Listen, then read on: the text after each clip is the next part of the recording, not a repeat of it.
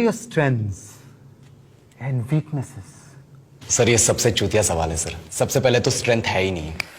In English, please. I'm telling you. Why will I tell you my weaknesses? मैं आपको अपने strength weakness के नाम पे बताऊंगा।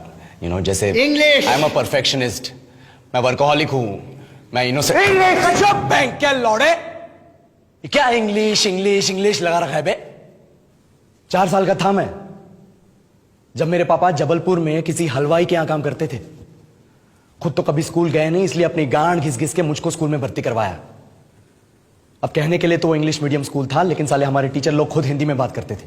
हमारे स्कूल के लड़के एक दूसरे से यो व्हाट्स अप डॉग ऐसे बात नहीं करते हैं। क्या भौंक रहा है तेरा लंडा आजकल है, ऐसे गले मिलते हैं। किसी तरह रट्टा मार मार के 10th तक पहुंचे तो पता चला कि जिंदगी में सफल होने के लिए एक ही तरीका है, और वो है इंजीनियरिंग। सब यही कहते थे, माँ बाप, टीचर लोग, गली का वॉचमैन भी हमसे पूछता था, और भैया कैसी चल रही है आपकी तैयारी? भग बेंचो, तुमको क्या करना है? इसलिए हमारे स्कूल के बच्चे हम सब पहुंच गए बकरों की तरह। मैं IIT, मैं NIT। अरे जिस बच्चे ने अपने बाप को जलेबी तलते देखा है वो तो यही सोचेगा ना कि जिंदगी में पैसा ही सब कुछ है।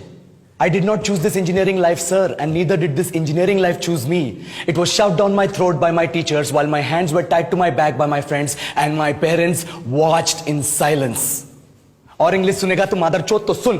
10th के बाद 2 साल लग गए इस कॉलेज में घुसने के लिए, कोचिंग में निकाल दिए। ना कुछ खेले ना कुछ सीखे, और 2 साल बाद जब यहां पहुंचे तो पता चला कि बड़े शहरों के कॉन्वेंट स्कूल के पढ़े बच्चे जब अंग्रेजी में बात करते हैं तो मरे हुए फूल भी खिल उठते हैं। आहा, हवा में ऑक्सीजन की मात्रा बढ़ जाती है इनकी अंग्रेजी सुन के। और पूरे कॉलेज की लड़कियां इन इंग्लिश स्पीकिंग लड़कों को अपना जीवन साथी .com मान चुकी है। तुझे क्या लगता है?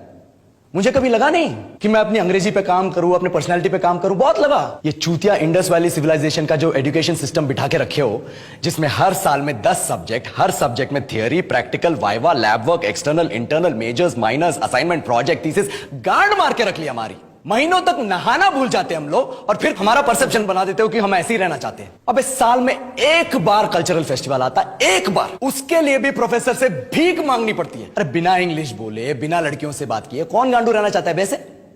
पर टाइम कहां है कुछ सीखने के लिए? लगे पड़े कोडिंग सीखने, 3 लैंग्वेज सीख रहे हैं, अलग अलग इंग्लिश छोड़ के। लेकिन जब प्लेसमेंट्स की बात आई तो सबको एप्टीट्यूड चाहिए, पर्सनैलिटी चाहिए, इंग्लिश स्पीकिंग चाहिए। It is not that we can not speak English, sir. We are just very conscious of our diction and our pronunciation, and we are not confident to speak in front of anyone else. If the curriculum was a little bit diverse, if the engineering colleges in our country focused on our all-round development instead of functioning like a goddamn factory that is just mass producing robots by killing their dreams and handing out degrees, I would not be sitting here in this pointless HR interview, the likes of which exist only in our country.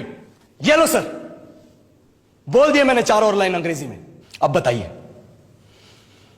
क्या मैं आपके multinational company के लायक हूं? Do I have the potential to be a slave of your esteemed organization?